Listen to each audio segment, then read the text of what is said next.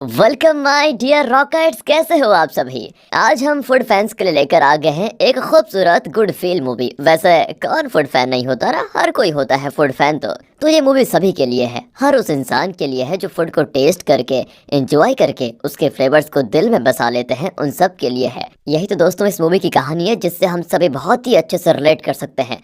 तो चलिए देखते हैं 2018 में रिलीज हुई ये मूवी जिसका नाम है लिटिल फॉरेस्ट। और अगर आपने अभी तक चैनल को सब्सक्राइब नहीं किया है तो कर दीजिए ना, मोटिवेशन मिलता है। मूवी की शुरुआत होती है हरे भरे पेड़ों के बीच। ये है मूवी की हीरोइन रिजू जो हमें अपनी कहानी बता रही है। मैंने 3 महीने पहले इस गांव में कदम रखा था, मतलब ये मेरा गांव है और मैं यहीं पर पली बड़ी हूँ, लेकिन इस छोटे से गाँव में करियर कहाँ है। इस तरह सोचने वाली मैं पहली लड़की तो हूँ नहीं, तो मैं नौकरी और बेटर फ्यूचर के लिए शहर चली गई। लेकिन वहां जाकर मुझे एहसास हुआ कि गांव मेरा भला ही छोटा सही, लेकिन कितना हरा भरा, कितना शांत और कितना खुशहाल था। ये सब सोच सोच कर मैं दिन रात परेशान रहने लगी कि मैं शहर आई ही क्यों थी। मुझे अपना फैसला बहुत गलत लगा और मैं आ गई वापस अपने गांव की गोद में। वापस आकर 1 साल तो मैं यहीं रही, लेकिन फिर मुझे एक अधूरा काम पूरा करने के लिए शहर जाना था। 3 महीने उस काम को किया और वापस लौट आई। वैसे मेरे गांव के बारे में कहना ही क्या है, आप खुद ही देख लीजिए, कितनी हरियाली है। यहाँ ज्यादातर लोग चावल उगाते हैं, एप्पल और दूसरे फल अपने अपने सीजन में यहाँ भरपूर उगते हैं। इनके अलावा हम आलू और दूसरे ट्यूबर्स उगाते हैं। हाँ, कुछ चीजें हैं जिन्हें हमें शहर से खरीदना पड़ता है। अब सारी चीजें घर में थोड़ी उगेंगी, लेकिन फिर भी मुझे अपने गाँव से ज्यादा अच्छी जगह आज तक कोई लगी ही नहीं। अब रिजू उस दिन को याद करती है जब वो शहर छोड़कर वापस गाँव आई थी। जाड़े का मौसम था और हर तरफ बर्फ। रिजू अपने घर आई और दरवाजा खोलकर वहीं पर लेट गई और अपने घर और गांव को बहुत मिस कर रही थी। शाम होती है और राजू को बहुत भूख लग जाती है। घर में थोड़ा ही आटा और थोड़ा चावल बचा था। घर के पीछे ही कैबेज का फसल लगा था, लेकिन बर्फ में सब फ्रीज हो चुका था। लेकिन रिजू उनको निकाल कर उनका सूप बनाती है और फिर चावल को कुक करके डिनर बनाकर आराम से खाती है। फिलहाल हमें ये नहीं दिखाया जाता कि इस घर में रिजू के साथ और कौन रहता है। जैसे तैसे अपनी भूख मिटाकर सो जाती है। सुबह होती है तो पहले तो आटा गूंद कर रखती है और फिर घर के आसपास की बर्फ साफ करती है। तभी वहां पर एक ट्रक आता है जिसका ड्राइवर रिजू को देखकर बहुत हंसता है, लेकिन रिजू तो जानती भी नहीं कि वो है कौन। फिर रिजू अंदर आकर आटे का पास्ता जैसा कुछ बनाती है, उसमें मसाले मिक्स करती है और कैबेज के साथ खाती है। वाह, दिखने में कितना टेस्टी लग रहा है, खाने में कितना मजा आएगा। वो भी बहुत इंजॉय करके उसको खाती है। फिर वो लकड़ियाँ वगैरह काटने लग जाती है। तब उसकी फ्रेंड जीना वहां पर आती है जो उसको देखकर बहुत खुश होती है। तो कब आई और मुझे फोन क्यों नहीं किया, अचानक कैसे आ गई हैं? अरे मुझसे मिले बगैर जाने का इरादा था क्या? रिजू भी कह देती है, अरे नहीं यार, तुझे कैसे भूल सकती हूँ, मैं तुझे बस फोन करने वाली थी, उससे पहले तो टपक पड़ी। रिजू बताती है कि यार शहर में अच्छा खाना मिल नहीं रहा था, इसलिए यहाँ पर आ गई। हाय झूठी कहीं, खाने के लिए कोई शहर छोड़कर आता है क्या? जरूर तो उस टीचर ट्रेनिंग एग्जाम में फेल हो गई होगी और तेरा बॉयफ्रेंड पास हो गया होगा, वो तुम्हें डांटेगा इसीलिए उससे बचकर यहाँ आ गई हो, राइट? अरे नहीं यार, सच में मुझे ढंग का खाना खाए हुए कई दिन हो गए हैं, इसलिए मैं यहाँ आ गई और कुछ नहीं। और जब तक हूँ तो जी भर के खाना खाना चाहती हूँ। दरअसल रिजू शहर में टीचर ट्रेनिंग कर रही थी और पार्ट टाइम एक सुपरमार्केट में काम भी करती थी। उसे मजबूरन होटल का खाना खाना पड़ता था। रिजू को चावल बहुत पसंद है, लेकिन वहाँ का चावल ठीक से पका हुआ नहीं होता था और एकदम रबड़ जैसा हार्ड था। वो अपने कमरे में कुक करती थी, लेकिन फ्रेश सब्जियां और फ्रूट्स नहीं मिलते थे। और जैसा जिया ने गैस किया था, रिजू एग्जाम में फेल हो गई थी। रिजू का बॉयफ्रेंड पास हो गया था और वो रिजू को डांटने लगा कि इस बार भी फेल हो गई तुम। असल में ना रिजू का पढ़ाई में मन ही नहीं लगता, उसको कुछ और ही करना है अपनी लाइफ में। यहाँ इस मूवी के हीरो रॉनी को दिखाते हैं जो इसी गाँव में रहता है। रिजू, जीना और रॉनी तीनों बचपन से इसी गाँव में रहते थे और अच्छे फ्रेंड्स थे। फिर बड़े होकर रिजू की तरह रॉनी भी गाँव छोड़कर शहर में एक अच्छी जॉब कर रहा था, पर वो किसी का नौकर बनकर नहीं रहना चाहता था। वो बड़े सपने लेकर शहर गया था और शायद उसमें सफल भी हो गया, लेकिन उसका मन वहाँ लगा ही नहीं। मशीन जैसी उस जिंदगी से वो कुछ दिनों में तंग आ गया और नौकरी छोड़कर वापस गाँव आ गया। फिर उसने अपने पिता के एप्पल फार्म में काम करना शुरू कर दिया। जीना इसी गाँव में पढ़ती थी और पास के एक बैंक में काम करती है। उसे अच्छी सैलरी मिल जाती है, लेकिन उसका मैनेजर बहुत खड़ूस है और हमेशा कोई ना कोई प्रॉब्लम खड़ी कर देता है। जिना रोज प्रार्थना करती है कि हे भगवान, या तो इस मैनेजर को ट्रांसफर दिलवा दो या मुझे दिलवा दो। अब रात को दिखाते हैं तो रिजू को अकेला सोते हुए बहुत डर लगता है, पर वो जैसे तैसे मैनेज कर ही लेती है। सुबह उसकी आंटी वहाँ आती है और पूछती है, तुम कैसी हो बेटी, अपनी माँ से मिली तुम? पता नहीं, माँ का नाम सुनकर रिजू जरा चिढ़ हो जाती है। वो कहती है कि मैं सिर्फ 2-3 दिनों के लिए आई हूँ। अब आंटी रिजू को अपने घर ले जाकर उसकी पसंद के डिशेस बना कर देती है। आंटी भी उसको डांटती है कि अरे खाना कहीं भागा जा रहा है कि आराम से खाओ, सब तुम्हारे लिए तो है। पर रिजू कहती है, आंटी ऐसा टेस्ट खाना खाए ना कई महीने हो गए और सच बताऊं तो मतलब मजा आ रहा है, मुझे मत रोको, मैं दबा कर खाऊंगी। फिर रिजू घर आती है तो वहाँ पर रॉनी एक डॉगी लेकर खड़ा होता है। रिजू पूछती है, कैसे हो तुम? वो भी कहता है कि तुम्हें याद नहीं, पर उस दिन मैं ट्रक से आया था और तुमने शायद मुझे पहचाना नहीं। ओह, तो तुम थे क्या वो? हाँ मैं ही तो था। ये लो, तुम अकेली रह रही हो तो मैं तुम्हारे साथ के लिए डॉगी लेकर आया हूँ। इसका नाम फेबो है। ये कहकर वो चला जाता है। उस रात रिजू आंटी के घर से लाया हुआ खाना खाकर आराम से सो जाती है। सुबह होती है और यहाँ में फ्लैशबैक में दिखाते हैं कि रिजू अपनी माँ से नफरत क्यों करती है। वो बताती है कि एक दिन मैं स्कूल से लौट रही थी तो माँ नहीं थी। रात हो गई लेकिन माँ फिर भी नहीं आई। अगले दिन भी वो नहीं आई और तब मुझे एक लेटर मिला जो माँ ने मेरे लिए छोड़ा था। उसमें माँ ने लिखा था कि अब तुम बड़ी हो गई हो, तुम्हें अब मेरी ज़रूरत नहीं है बेटा, तुम अपनी लाइफ को खुद संभालो क्योंकि तुम्हारी माँ को अपनी लाइफ खुद जीनी है। अब उसके बाद उन्होंने क्या लिख रखा था ये तो मैंने पढ़ा ही नहीं। वैसे भी ज़रूरत क्या थी, मैंने उस कागज़ को कहीं और ही रख दिया जहाँ वो मुझे कभी याद ही ना आए। जब मैं 4 साल की थी तो मेरे पापा गुजर गए और मेरी माँ ने ही मुझे पाला था। पर मैं बड़ी हो गई, इसका मतलब ये तो नहीं कि अपनी बेटी को छोड़कर माँ चली जाएगी। मुझे तो ये भी नहीं पता कि माँ कहाँ गई है, किसके साथ गई है। और सच बताऊं तो मैंने उन्हें ढूंढने की कोशिश तक नहीं की। उस दिन मैंने फैसला किया कि मुझे अब किसी की ज़रूरत नहीं है और मैं ये गांव छोड़कर शहर चली गई। अब कट करके दिखाते हैं कि रिजू ने अपने फ्रेंड्स जिना और रोनी को घर बुलाया था क्योंकि वो एक स्पेशल केक बनाने वाली थी। पहले तो वो रेड बीन्स को पकाती है, फिर चावल का आटा बनाती है और फिर ग्रीन कलर के कुछ पालक को कुक करती है। येलो कलर के लिए वो कुछ ड्राई फ्लावर्स को पानी में भिगो कर रखती है। फिर आटे को ग्रीन और येलो कलर्स में अलग अलग मिक्स करके बैटर बनाती है और उसे स्टीमर में डालकर केक को स्टीम कुक करती है। इसी बीच रोनी बाहर कोई काम कर रहा होता है। दोनों उसको देख रही होती है। अब जिना रिजू को बताती है कि यार मुझे पता है मैं तुमसे कहना तो नहीं जा रही हूँ लेकिन रोनी मुझे बहुत ज़्यादा पसंद है, लगता है मैं उससे प्यार करने लगी हूँ। रिजू भी हंसती है, अरे बचपन में तुम उससे हमेशा लड़ती रहती थी, अब अचानक प्यार कहाँ से हो गया। जिना भी कहती है क्या करूँ यार, इस गाँव में इसके अलावा और कोई ढंग का लड़का है भी तो नहीं। उसे छोड़ो, तुम अपने बॉयफ्रेंड के बारे में बताओ। रिजू कहती है अरे उसका क्या, वो तो मज़े में है। मुझसे ना वो कुछ ज़्यादा एक्सपेक्ट करता है लेकिन ये मुझे डेटिंग वगैरह बिल्कुल पसंद नहीं है। अब कहते कहते रिजू रोनी को ध्यान से देखने लगती है तो जिना कहती है ओ मैडम वो मेरा है समझी, उसे घूरना बंद कर वरना तेरे बॉयफ्रेंड को बता दूंगी। इस तरह दोनों मजाक में कुकिंग करके खत्म कर देती हैं। फिर तीनों मिलकर मस्त खाते हैं। तीनों फ्रेंड्स एक साथ बहुत अच्छा वक्त गुजारते हैं। रात होती है तो रोनी और जिना वहां से निकल जाते हैं। अब रोनी पूछता है कि रिजू अपनी माँ को ढूंढने की कोशिश क्यों नहीं कर रही है। जिना कहती है अरे वो तो छोड़ो, वो तो अपनी माँ को देखना भी नहीं चाहती और उनके बारे में कुछ जानना भी नहीं चाहती। वैसे भी उसका गुस्सा होना भी तो मुनासिब है, आखिर कोई माँ अपनी बेटी को इस तरह छोड़कर जाती है क्या। अब रोनी पूछता है कि शहर में रिजू का एक बॉयफ्रेंड है, क्या रिजू ने उससे ब्रेकअप कर दिया। ये सुनकर जिना को जरा टेंशन होती है कि रिजू के बारे में ये इतना कुछ क्यों पूछ रहा है, वो भी बॉयफ्रेंड वाली बातें। वो कहती है ऐसा कुछ नहीं है, वो दोनों एक दूसरे से बहुत प्यार करते हैं, उनका ब्रेकअप होगा क्यों है। अगले दिन रिजू रोनी के फार्म में जाती है। तभी उसका बॉयफ्रेंड कॉल पे कॉल करके सवाल करता है अरे 2 दिन के लिए गई थी तुम, कहाँ हो, इतने दिन से क्या कर रही हो वहाँ, अरे तुम्हें एग्जाम दोबारा देना भी है या फिर नहीं, और वो छोड़ो तुम मेरा कॉल क्यों नहीं उठाती। उसके सवालों से तंग आकर रिजू कहती है कि हेलो हेलो, ओ ये क्या हुआ, लगता है सिग्नल वीक है, मैं बाद में कॉल करूंगी।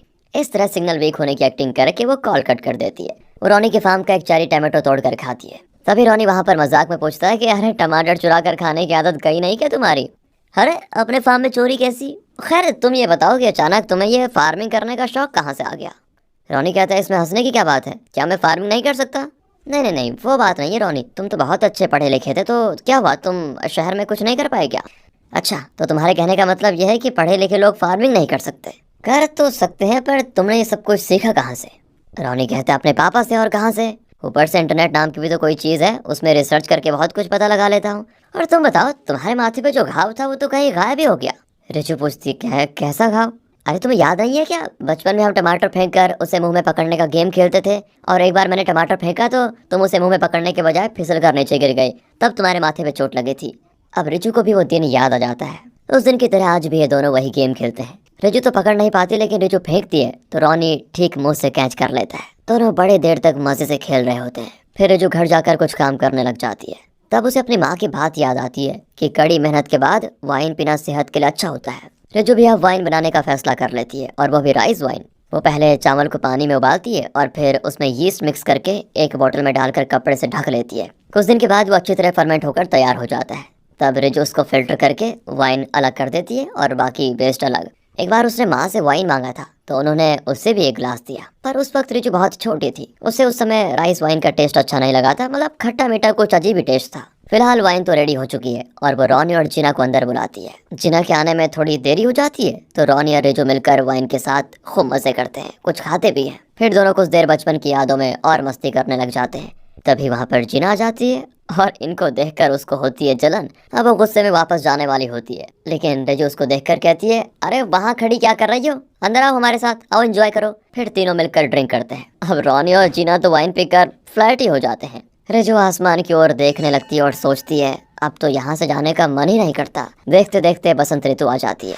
रजू अपने वेजिटेबल गार्डन में आलू वगैरह प्लांट करती है, फिर कुछ सब्जियों को सुखाती है जिन्हें विंटर में यूज किया जाता है। फिर मार्केट जाकर कुछ और पौधों के बीज ले आती है जिन्हें वो अपने गार्डन में उगाती है। उन पौधों को बड़ा होता देखकर उसे इतनी खुशी होती है कि पूछो मत, और मुझे भी। फिर वो कुछ फूल तोड़ कर लाते हैं जो एडिबल है और उन्हें नूडल्स के साथ मिक्स करके एक अच्छी डिश तैयार कर लेते हैं। वैसे उन्हें इतना कलरफुल और नेचर फूड खाते हुए देखकर आपको कैसा लग रहा है कमेंट्स में जरूर बता दीजिए। यहाँ रिजू को कुछ बुजुर्ग औरतें जबरदस्ती अपने पास बैठाकर सवाल करती हैं कि तुम्हारी ट्रेनिंग कैसे चल रही है, पास हुई है, फेल, नौकरी कब मिलेगी, किससे प्यार करती हो, वैसे तुम्हारी माँ कहाँ चली गई, उसने दूसरी शादी तो नहीं कर ली, उससे तुम्हारी बात होती भी है फिर नहीं। इस तरह तारीख पे तारीख, मेरा मतलब है सवाल पे सवाल सुनकर उफ, रिजू तो गुस्सा ही हो जाती है। लेकिन बुजुर्गों से वो कड़े बोल तो नहीं बोल सकती। तहजीब और तमीज नाम की भी तो कोई चीज होती है जो वो बड़े अच्छे से दिखाती है और सवाल का जवाब सिर्फ हंस कर देती है और आराम से निकल जाती है। घर पर जब भी वो कुकिंग करती है तो उसे अपनी माँ की याद आती है जिसने उसे कैबेज पैनकेक बनाना सिखाया था। हालांकि वो अपनी माँ को याद तो नहीं करना चाहती, पर क्या करे, बार बार याद आ जाती है। वो मनी मन कहती है कि प्लीज माँ मुझे अकेला छोड़ दो, मेरे ख्यालों में फिर कभी मत आना। पर कहाँ, उसे फिर याद आता है कि उसकी माँ पैनकेक बनाने के लिए पहले तो कैबेज को कैरेट करके आटे में मिक्स करती थी, फिर उसमें कुछ हब्स वगैरह डालकर उसे पैन में डाल देती थी, फिर उसे मोड़कर उस पर अंडा फैला देती थी और जब वो पक जाता था तो उसको निकालकर सॉस और कुछ अच्छे से हब्स डालती थी और आखिर में एडिबल लकड़ी के टुकड़े उस पर डालती थी जिससे सुगंध आहा पूरे कमरे में छा जाती। इस तरह उसकी माँ कैबेज पैनकेक बनाती थी। एक बार शहर में वो एक रेस्टोरेंट में गई जहाँ पर एक कपल यही पैनकेक खा रहे होते हैं। तब भी रिजू को अपनी माँ की याद आई कि वो भी इसी तरह बनाकर उसे देती थी।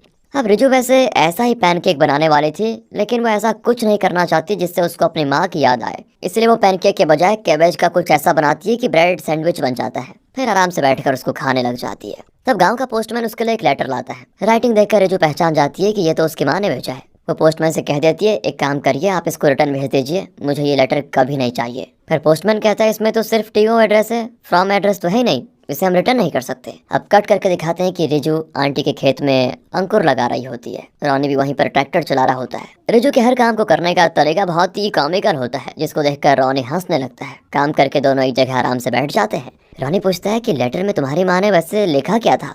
मेरे बारे में एक भी शब्द नहीं पूछा, उन्होंने लेटर में आलू ब्रेड की रेसिपी लिखी थी। अरे ऐसी माँ देखी भी तुमने कभी? रॉनी कहता है, तुम भी अपनी किसी फेवरेट डिश का रेसिपी उनको भेज दो। रिजू कहती है, मजाक मत करो यार, लेटर में उनका एड्रेस तो था नहीं, भेजो कहाँ पर? वो तो ठीक है रिजू, लेकिन तुम्हारी माँ को कैसे पता चला कि तुम यहाँ रहती हो? और ये पूछकर रॉनी वहां से चला जाता है।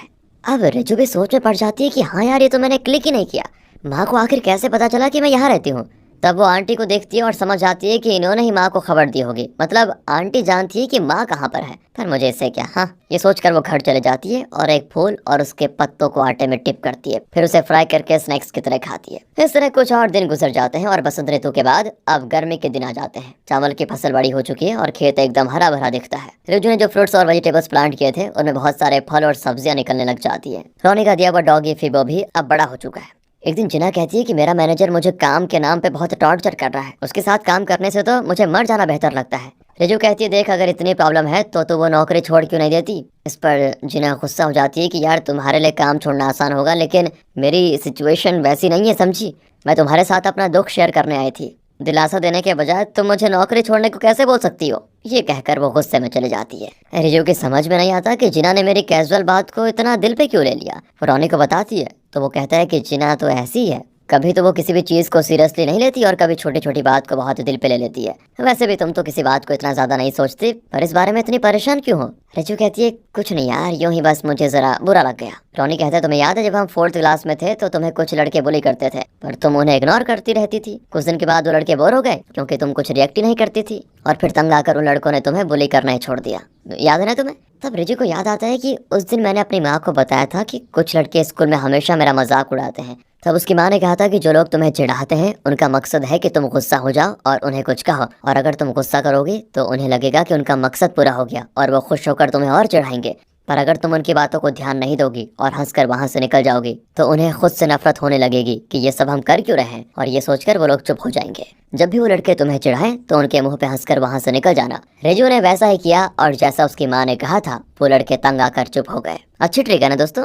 इस तरह रेजू को फिर अपनी माँ की याद आ जाती है। मतलब वो माँ को भूलने की कोशिश कर रही है, लेकिन माँ तो माँ है, वो कैसे भूली जा सकती है। वो जीना से मिलने बैंक चले जाती है और कहती है ये केक टेस्ट करके बताओ कैसा बना है, जरा सी बात क्या कहती है मैंने, चलती मैडम मुंह फुलाकर। अब जीना भी हंस पड़ती है और केक खाकर चिल्ला देती है कि वाह उस्ताद, इसे कहते हैं केक। इस तरह की अनबन एक ही केक में ठीक हो जाती है। घर आकर जो अपने गार्डन से कुछ वेजिटेबल्स तोड़ती है, धूप बहुत होती है तो वो नहाकर कुकुम्बर सैलेड बनाकर खाती है। ये सब देखकर आपका भी गांव में जाने का मन तो नहीं कर रहा है दोस्तों? कर रहा है तो वीडियो को लाइक जरूर कर दीजिएगा। अब उसे याद आता है कि इसी पेड़ के नीचे एक दिन रिजू और उसकी माँ टमाटर खा रही थी। रिजू की नानी माँ को डांटती रहती थी। रिजू ने माँ से पूछा, नानी तुम्हें डांटती क्यों रहती है? माँ ने कहा था कि अरे मुझे उनकी मर्जी के खिलाफ तुम्हारे पापा से शादी करनी थी, इसलिए वो आज भी मुझे ताना मारती रहती है। तो माँ, जब पापा नहीं रहे तो तुमने नानी की मर्जी से दूसरी शादी क्यों नहीं कर ली? माँ ने कहा था मैंने तुम्हारे पापा के साथ जो खुशी से भरी जिंदगी जी थी वही मेरे लिए काफी है बेटी। लेकिन माँ, क्या तुम पापा को मिस नहीं करती हो? इसके जवाब में माँ टमाटर को आधा खाकर उसे आधा दूर फेंक देती है कि मैंने इसे फेंक दिया, लेकिन ये अगले ही साल एक पौधा बन जाएगा और इसमें से नए टमाटर निकलेंगे। ये कहकर उस दिन माँ वहाँ से चली गई थी। रिजू को लगा कि ये क्या जवाब हुआ भला, लेकिन फिर उसके समझ में आ गया कि जिस तरह उस टमाटर के बीजों से पौधा निकलेगा उसमें से फिर टमाटर निकलेंगे, उसी तरह पापा भले ही इनके साथ ना हो लेकिन उनकी यादें माँ के मन में बार बार नए पल की तरह उगती रहेंगी। ये सारी बातें रिजू को याद आ जाती हैं। अब उस रात रोनी और रिजू नदी किनारे जाकर घोंगा पकड़ते हैं, फिर उन्हें पकाकर खा रहे होते हैं। रोनी पूछता है, क्या तुमने कभी अपने बॉयफ्रेंड को कुछ पकाकर दिया है? प्यार से कुछ पकाकर दिया है? वो भी कहती है हाँ, एक दिन मैं कुछ पकाकर लेकर गई थी उसके लिए। उसके फ्रेंड्स उससे पता है क्या कह रहे थे कि तुम्हारी गर्लफ्रेंड कितनी स्वीट है, तुम्हारे लिए खाना पकाकर लाती है। हमारी ऐसी किस्मत कहाँ है। पर फिर मेरे बॉयफ्रेंड ने कहा था कि कुकिंग करने के बजाय वो ठीक से पढ़ लेती तो आज टीचर ट्रेनिंग एग्जाम पास कर लेती। और ये कहकर पता है वो हंसने लगा और उस समय मेरा दिल सच में बहुत दुख गया था। मैं वहाँ से चली आई, मुझे बहुत इंसल्टेड फील हुआ यार। और उस दिन के बाद तो मैंने उसके लिए कभी कुकिंग की ही नहीं। अच्छा, तो क्या तुम्हारा उससे ब्रेकअप हो गया? नहीं तो ब्रेकअप क्यों करूंगी मैं। खैर वो छोड़ो, तुम बताओ तुम्हारी गर्लफ्रेंड का क्या हुआ? अरे मैं कैसे बताऊं। खैर मैं उससे बहुत प्यार करता था। मैंने शहर छोड़ने का फैसला कर लिया था, लेकिन उससे अलग नहीं होना चाहता था। पर प्रॉब्लम तो ये थी वो मेरे साथ गांव भी नहीं आना चाहती थी और फिर मुझे मजबूरन गांव के लिए उसके साथ ब्रेकअप करना पड़ा।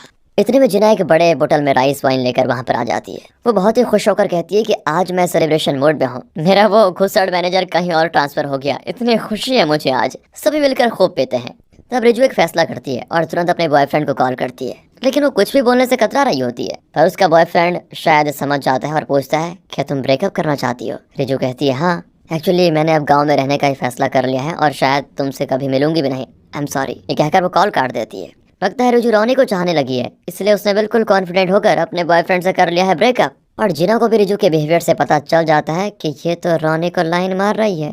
वो रिजू से पूछ लेती है, क्या तुम रोनी से प्यार करती हो? रिजू उसे टुकुर टुकुर देखने लगती है तो जिना कहती है, हम एक डीलिंग कर लेते हैं, हम दोनों ही उसे ट्राई करेंगे और वो जिसे मिलेगा वो विनर। ये कहकर वो हाथ बढ़ाती है। रिजू भी चैलेंज एक्सेप्ट करने के लिए आगे हाथ बढ़ाती है, लेकिन तभी दोनों देखते हैं कि रोनी तो अपनी एक्स के साथ वहाँ आ गया है। भगवान, ये कहाँ से ला गया इस अनएक्सपेक्टेड ट्विस्ट को। ये सोचकर दोनों ही दूसरी तरफ मुड़ जाती हैं जैसे कि इन्होंने रोनी को देखा ही नहीं। फिर क्या था, दोनों घर आकर माता मनाती है कि उस चुड़ैल को अभी आना था क्या यहाँ पर। खैर छोड़ो, वैसे भी बड़ी जोर की भूख लगी है। ये कहकर जिना लहसुन, कैबेज, मिर्ची वगैरह मिक्स करके एक सूप बनाती है। इतने में रोनी भी वहाँ पर आ जाता है। तीनों मिलकर उस लाल रंग के खतरनाक सूप को टेस्ट करते हैं। बेचारों की आंखें भी लाल हो जाती हैं, इतना तीखा बना दिया था जिना ने। रिजू पूछती है, तुम्हारी एक्स क्यों आई थी? नहीं कुछ नहीं, वो मुझे देखने आई थी बस, लेकिन मैंने कह दिया मैं किसी और लड़की को चाहता हूँ, फिर वो चली गई। अब ये सुनकर रिजू स्माइल करती है। अब शरद ऋतु आती है और पत्ते झड़ने लग जाते हैं। एक पेड़ से नट्स गिरते हैं जिन्हें रिजू पानी में उबालती है, फिर कुछ मसाले मिलाकर एक ग्लास बोतल में रख देती है। रोनी के फार्म में ढेर सारे एप्पल्स लगे होते हैं। रिजू चिढ़ाती है कि वाह,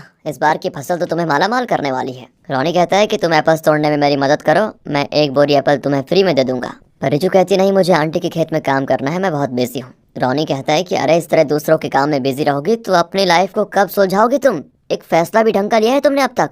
अब रिजू को उसकी बात चुभ जाती है। हालांकि वो जानती है कि रोनी की बात बिल्कुल 100% सच है। उस रात तेज बारिश और तूफान आ जाता है। अगले दिन आंटी के खेत को दिखाते हैं जहाँ ज्यादातर फसल नष्ट हो चुकी है। वैसे यार, इतनी मेहनत के बाद जब ऐसा कुछ होता है ना तो सच में बहुत बुरा लगता है। किसान करे भी तो क्या करे। यहाँ रोनी के फार्म में कई पेड़ों से एप्पल नीचे गिरकर डैमेज हो चुके होते हैं। रिजू पूछती है, तुम्हारा बहुत नुकसान हो गया है ना? लेकिन रॉनी कहता है मैं तो पहली बार खेती कर रहा हूँ और इसे मैं नुकसान नहीं बल्कि अपनी सीख समझूंगा। अब मुझे पता चल चुका है कि किस ऋतु में क्या होता है और मुझे फ्यूचर में अपने एप्पल ट्रीज को कैसे बचाना चाहिए, सब पता चल चुका है। मुझे ये काम पसंद है इसलिए मैं फार्मिंग कर रहा हूँ, और जो काम पसंद होता है उसमें फायदा या नुकसान हो तो हर चीज को फेस करने के लिए तैयार हो जाना चाहिए आदमी को। पर तुम तो हर काम को अधूरा ही कर रही हो, खुद को धोखा दे रही हो तुम। सही हो या गलत, जिंदगी में सारे फैसले खुद लो और उस फैसले में कंफ्यूज मत रहो, कॉन्फिडेंट रहो। ये कहकर रॉनी रिजू को एक एप्पल देता है। रिजू घर आकर पास के पेड़ से कुछ फल तोड़ती है और उन्हें घर के आगे टांग देती है। तब रिजू को याद आता है कि एक दिन रिजू की माँ भी इन फलों को इसी तरह टांग रही थी। रिजू ने उस समय उनसे बहस की थी कि माँ मुझे इस गांव में नहीं रहना है, मैं शहर जाकर कॉलेज करूंगी और वहाँ नौकरी करूंगी। इस तरह गुस्से में कहकर वो उस दिन स्कूल चली गई थी। तब उसकी माँ ने उसके लिए एक लेटर लिखा था और घर छोड़कर चली गई थी। उस लेटर में जो रिजू ने पढ़ा था उसके बाद भी उसकी माँ ने कुछ लिखा हुआ था जिसे रिजू पढ़ नहीं पाई, लेकिन अब रिजू उसको निकाल कर पढ़ती है। उन्होंने लिखा था कि मैं कभी शहर गई नहीं, मैं चाहती थी कि तुम बड़ी हो जाओ और उसके बाद अपने फैसले खुद करो, क्योंकि मुझे वो आज़ादी नहीं मिली और वो आज़ादी मैं तुम्हें देना चाहती हूँ। मेरी कम उम्र में शादी हो गई थी और उसके बाद मैंने अपने सारे सपने इस घर में दफना दिए। पर बेटी मैं चाहती हूँ कि तुम्हारे साथ वैसा कुछ ना हो, पर आज तुम्हारी बातों से एहसास हो गया है कि तुम मैच्योर हो चुकी हो और अपना भला बुरा समझती हो। अब मुझे पूरा विश्वास हो गया है कि तुम लाइफ को समझने लगी हो। अब तुम्हें अपनी लाइफ को अपने तरीके से जीना चाहिए। मैं अपने सपनों को पूरा करने के लिए एक यात्रा पर जा रही हूँ। तुम अपना रास्ता खुद ढूंढो और उसी राह पर चलो। जब तुम मुझे ढूंढोगी तो मैं तुम्हारे पास आ जाऊंगी। रिजू अब अपनी माँ का वो खत पूरा पढ़ती है और अब वो अपनी गलती रियलाइज करती है। वो फिर अपनी माँ के लिए लिखती है एक लेटर कि माँ मैं तुम्हें बहुत मिस करती हूँ, मुझे माफ़ कर दो कि मैंने तुम्हें समझने में गलती की, लेकिन आज मैं तुम्हें समझ गई हूँ। इस तरह लेटर लिखकर वो घर से निकल जाती है और दरवाजे पर रॉनी के लिए भी एक लेटर छोड़ जाती है। जब रॉनी वहाँ पर आता है तो उस लेटर को पढ़ना शुरू करता है, जिसमें रिजू ने लिखा था कि मुझे शहर में थोड़ा काम है जिसे ख़त्म करके मैं बस कुछ ही महीनों में लौट आऊंगी, तो मेरे डॉगी फिबो का ख्याल रखना। शहर में दिखाते हैं कि रिजू ने एक जगह शेफ की नौकरी कर ली थी और साथ ही अपना कोर्स भी पूरा कर रही है। 3 महीने बाद वो गांव लौटती है और आलू के पौधे बड़े हो चुके थे। रिजू कुछ आलू निकाल कर उन्हें उबाल कर उसका स्टफिंग बनाती है, उन्हें प्याज के अंदर रखकर कुक करती है और उसे खाने बैठ जाती है। तब उसे फिबो की आवाज़ आती है। वो भागकर बाहर जाती है तो वहाँ फिबो खड़ा होता है। अरे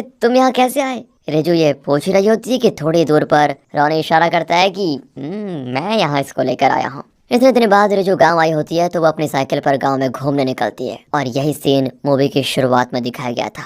गांव घूमकर रिजू घर आती है तो दरवाजा खुला होता है, लगता है घर में कोई है। अचानक रिजू के चेहरे पर प्यारी सी स्माइल आती है और इसी के साथ ये मूवी हो जाती है खत्म। यह हम समझ सकते हैं दोस्तों कि घर पर कोई और नहीं, रिजू की माँ आ गई है। हम गैस कर सकते हैं कि शायद रॉनी ने आंटी को बताया होगा कि रिजू ने अपनी माँ का लेटर पूरा पढ़ लिया था और अब वो अपनी लाइफ में बिल्कुल कॉन्फिडेंट फैसला ले चुकी है, इसीलिए माँ अपनी बेटी के फैसले से खुश होकर उसको देखने आई है। और दोस्तों इसी के साथ ये गुड फील मूवी होती है खत्म। अगर आपको एक्सप्लेनेशन अच्छा लगा हो, वीडियो अच्छी लगी हो तो लाइक कीजिए, चैनल को सब्सक्राइब। मिलते हैं ऐसी बेहतरीन मूवीज के साथ, तब तक के लिए ध्यान रखिए अपना and finally thanks for watching.